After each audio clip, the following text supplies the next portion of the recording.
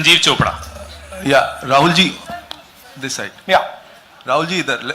हाँ, कहाँ है? To your right. हाँ, हेलो।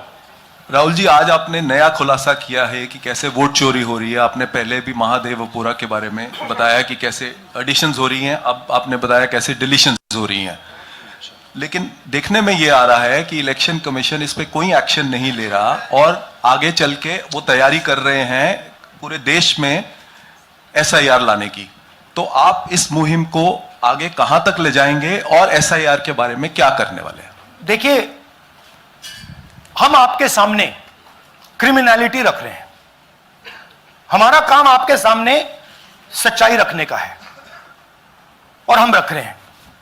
हिंदुस्तान में दूसरे इंस्टीट्यूशंस भी हैं, सिर्फ इलेक्शन कमीशन नहीं है, लीगल सिस्टम है, उनको भी इन चीजों को देखना चाहिए। यहां पे हम चीफ इलेक्शन कमिश्नर के बारे में ब्लैक एंड व्हाइट कह रहे हैं। आपने कहा कि हमने एडिशन डिलीशन दिखाया। पहले प्रेजेंटेशन में मैंने एडिशन दिखाया था, अब हमने डिलीशन दिखाया है, मगर हमने एक और चीज जोड़ दी है। एडिशन और डिलीशन का सिस्टम, उसका स्ट्रक्चर, उसका तरीका, और हमने यह दिखाया है कि जो डिलीट कर रहा है,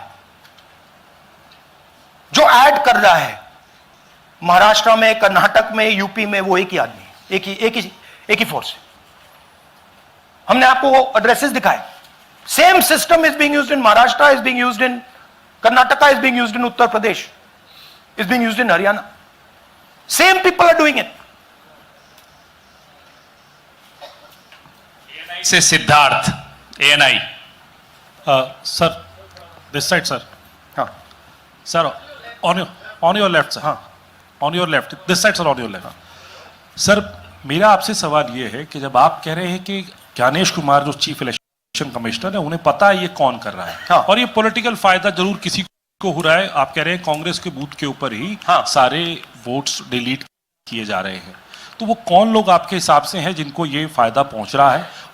पहला। और दूसरा ये, वो आपने एक हफ्ते का समय दिया है, जब आपने एक हफ्ते का समय दिया है, तो क्या एक हफ्ते बाद आप इसको आगे कैसे इनिशिएट करेंगे? क्या आप लोग कोर्ट का रास्ता अपनाएंगे या और कोई हायर एजेंसी से इस बात की डिमांड करेंगे? क्योंकि ये ऑर्गेनाइज्ड तरीके से क्राइम दिखाई दे रहा है जो आप बता रहे हैं, अगर आपकी बात के ऊपर जाएं। देखिए, फ्रैंकली ये जो मैं यहां कर रहा हूं, ये मेरा काम नहीं है। मेरा काम डेमोक्रेटिक सिस्टम में पार्टिसिपेट करने का है। मेरा काम डेमोक्रेटिक सिस्टम की रक्षा करने का नहीं है। वो काम हिंदुस्तान के इंस्टीट्यूशंस का है।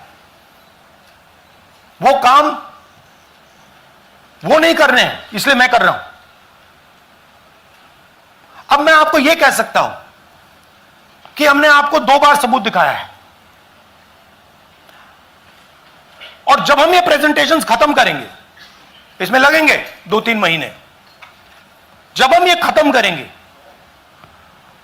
आपके माइंड में कोई डाउट नहीं होगा कि हिंदुस्तान में state after state, Lok Sabha after Lok Sabha चोरी हो रही है। तो मेरा काम सच्चाई दिखाने का है। मैं हिंदुस्तान की जनता को, हिंदुस्तान के युवाओं को सच्चाई दिखा सकता हूं। यह मेरा काम है। उनकी जो इंटरेस्ट है, क्योंकि ये जो कॉन्स्टिट्यूशन है, ये हिंदुस्तान की जनता का रखवाला है, प्रोटेक्टर है, और मैं इसकी प्रोटेक्शन कर रहा हूं। इसकी प्रोटेक्शन करने का काम हिंदुस्तान के इंस्टीट्यूशंस का है, हिंदुस्तान के ऑपोजिशन लीडर का नहीं है, मगर इंस्टीट्यूशंस नहीं करने हैं। अच्छा, एक इंटरेस्टिंग बात आई है जो मैं आपको बताना चाहता हूं कि इलेक्शन कमीशन के अंदर से हमें मदद मिलनी शुरू हो गई है। मैं साफ बोल देता हूं, इलेक्शन कमीशन के अंदर से, पहले नहीं हो रहा था,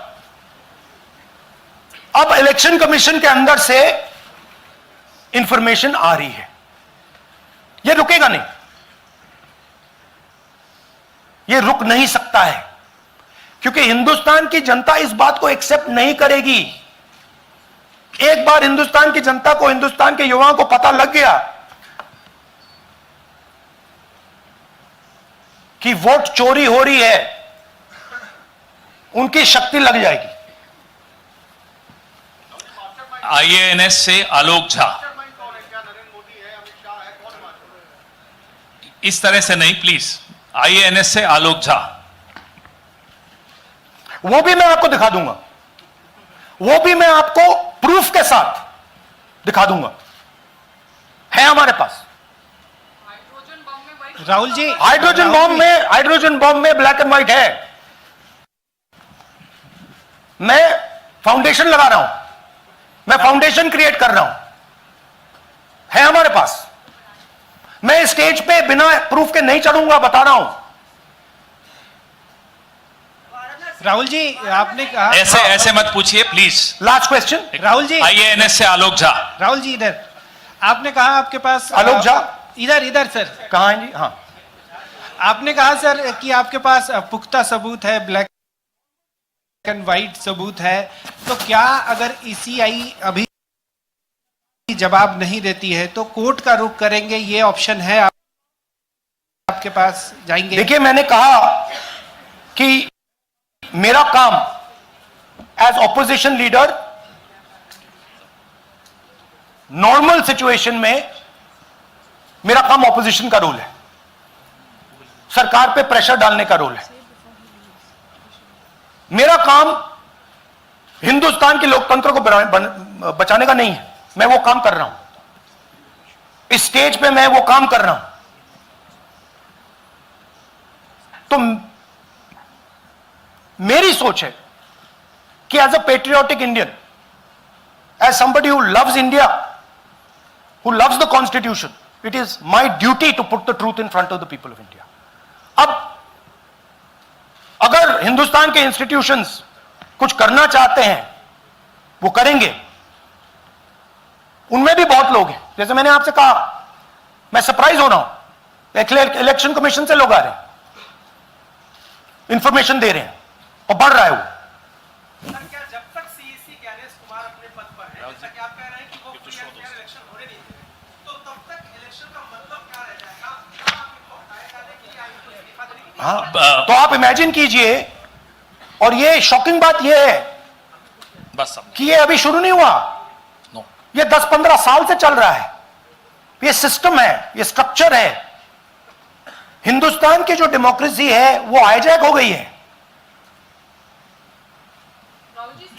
I am shocked, frankly. Democracy, brothers and sisters, democracy can only be saved by the people of India. Nobody else can save democracy.